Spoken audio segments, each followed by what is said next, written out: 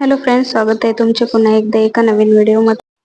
तर आजच्या व्हिडिओमध्ये आपण या शॉर्ट कुर्तीची पूर्ण कटिंग आणि स्टिचिंग बघणार आहे. तर हे एका स्कूल टीचरचं कुर्ती आहे. त्यांच्या शाळेमध्ये उद्या कार्यक्रम आहे. तर त्यांना मुक्ताबाईचा रोल करायचा आहे शाळेमध्ये. त्या एक टीचर आहे. तर त्यांच्यासाठी ही कुर्ती तयार करत आहे. तर इथे बघा, पूर्ण उंची 19 इंच आहे आणि छाती 34 इंच आहे, कमर 29 इंच आहे. तर इथे आपण आता बोटनेक टाईप कुर्ती होणार आहे, तर आपण इथे वाढवून घ्यायचं आहे, म्हणजे आपल्याला लुजिंग द्यायचं आहे. आता मी इथे 4 फोल्ड मध्ये कपडा घेतला आहे बघा, अस्तरचा टाकून.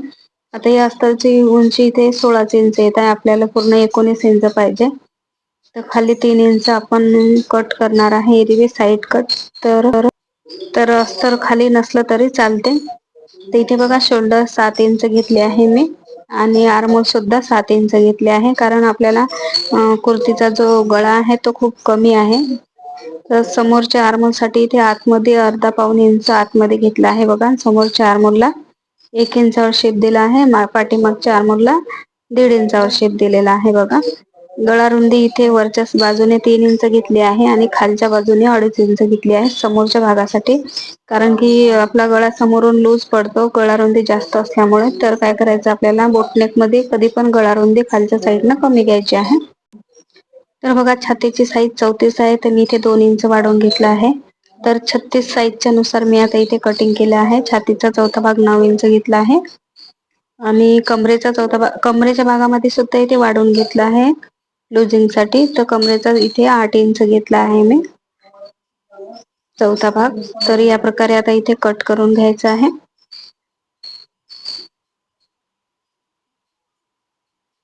आता बघा, इथे पाठीमागच्या भागाला गळा रुंदीचं माप टाकून घ्यायचं आपल्याला. आता पाठीमागचा भाग कट झाल्याच्या नंतर इथे समोरच्या आर्महोलला शेप देऊन घ्यायचा आहे आणि समोरच्या गळ्याचं सुद्धा इथे कटिंग करून घ्यायचं आहे. ते बघा, या प्रकारे आपला हा फ्रंट तयार झाला आणि हा आपला बॅक. तर बॅक गळ्याची उंची इथे बघा 4 इंच घेतली आहे मी आणि गळा रुंदी बॅकच्या साईडला इथे मी 3 इंच घेतली आहे, खालच्या साईडला पण आणि वरच्या साईडला पण. तर मी 3 इंचावर इथे गळ्याची उंची कट केलेली आहे. तर आता हे आपले दोन्ही भाग तयार झालेले आहे. आता आपण जो आपला मेन कपडा आहे त्याच्यावर आपण इथे कटिंग करणार आहे. आता हे इथे 4 फोल्ड मध्ये आपल्याला ठेवून घ्यायचा आहे कपडा. तर बघा, आता इथे या प्रकारे हा अस्तरचा भाग ठेवून घ्यायचा आहे. तर आता आपल्याला खाली उंची वाढवून घ्यायची आहे, कारण की आपल्याला पूर्ण उंची 19 तयार पाहिजे आहे. तर इथे अस्तरची कमी आलेली आहे, 16-17 इंच आलेली आहे. तर आपल्याला 19 इंच अधिक 1 इंच शिलाईसाठी असं 20 इंचावर खालचा जो मेन कपडा आहे तो आपल्याला घ्यायचा आहे.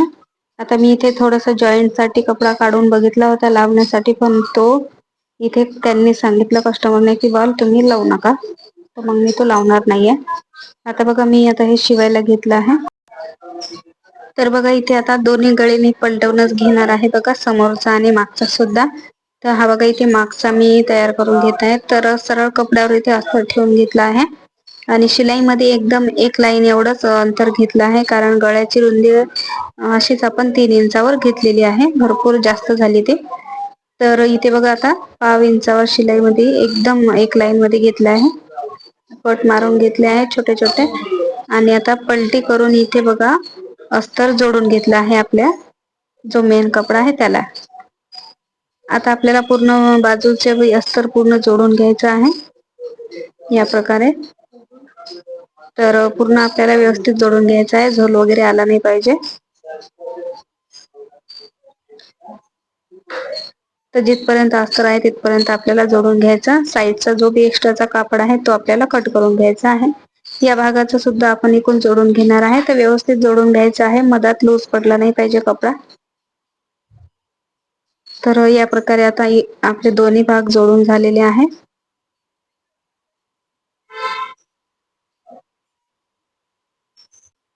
आता सेम पद्धतीने इथे बघा दुसरा भाग पण तयार करणार आहे. तर हा आपला समोरचा भाग आहे इथे. तर समोरच्या भागाला सुद्धा मी इथे पलटी करूनच घेत आहे गळ्याला. तर बघा इथे समोरचा भाग सुद्धा इथे जोडून झालेला आहे आपला गळा पलटी करून. आता जे पण साईडचा कपडा आहे तो इथे कट करून घेतला आहे. तर या भागाला सुद्धा दोन्ही भाग आपल्याला जोडून घ्यायचे आहे, अस्तरचा आणि जो मेन कापडाचा आहे तो. तर या प्रकारे बघा या साईडचा पण जो कपडा आहे तो इथे कट करून घेतला आहे. आता दोन्ही भाग आपल्याला शोल्डर जोडून घ्यायचे आहे. आता अर्धा इंचावर मी इथे शोल्डर जोडून घेतले आहे दोन्ही भागाचे.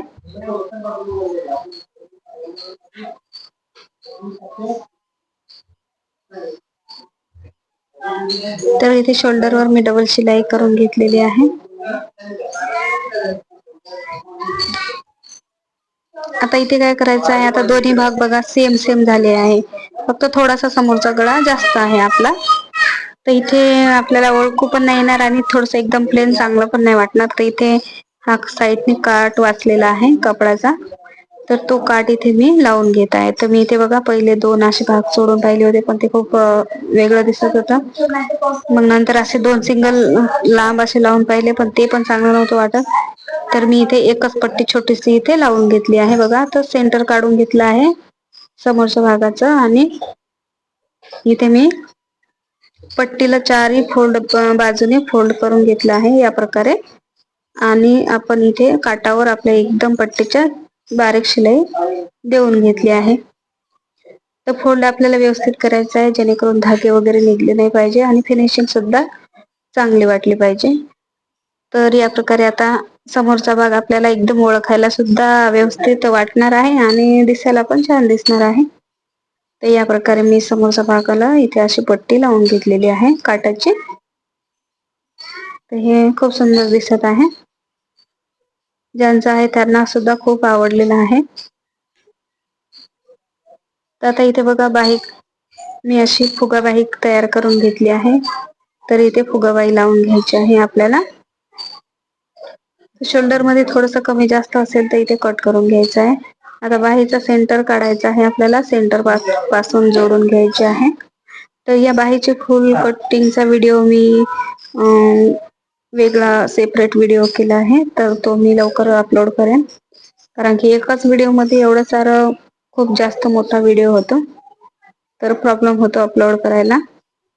तर मी बाईसाठी स्पेशल फुगाबाई कशा प्रकारे आपल्याला तयार करायची एकदम सोप्या पद्धतीनं, तर मी त्याचा एक स्पेशल व्हिडिओ बनवलेला आहे. आता इथे डबल शिलाई करून घेतली आहे बघा. आता इथे काटावर एक शिलाई देऊन घ्यायची आहे.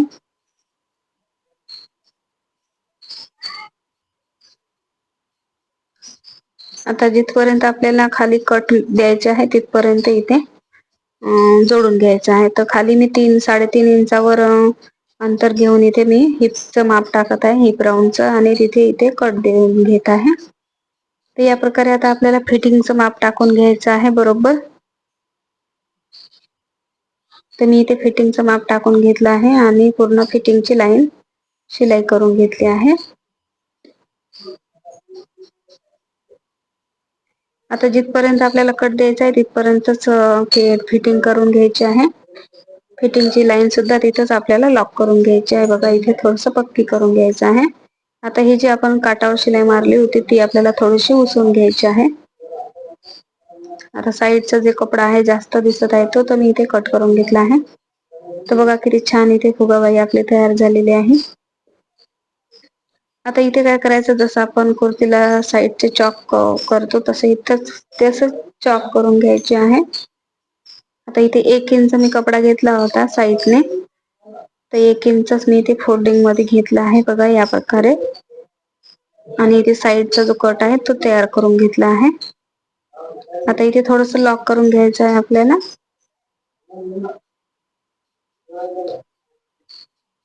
आणि या प्रकारे आपलं बघा साईडचा कट सुद्धा एकदम फिनिशिंग सहित चांगला तयार झालेला आहे. तर अशा प्रकारे आता ही पूर्ण कुर्तीची कटिंग आणि स्टिचिंग आपण बघितलेले आहे. तर व्हिडिओ तुम्हाला कसा वाटला तर कमेंट मध्ये नक्की सांगा, आणि जर आवडला असेल तर व्हिडिओला लाईक करा, चॅनलला सबस्क्राईब करा. धन्यवाद.